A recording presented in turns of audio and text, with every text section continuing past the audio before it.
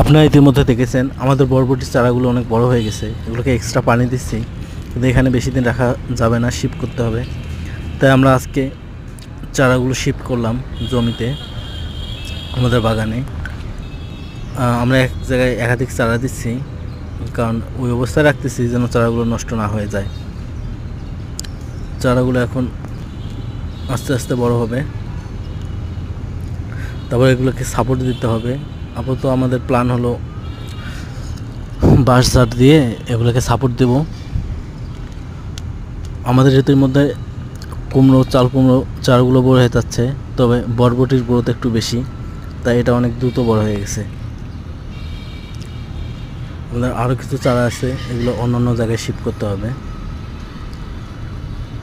বরবটি বীজগুলোর গ্রোথ ভালো ছিল, খুব দ্রুত চারা হয়ে গেছে।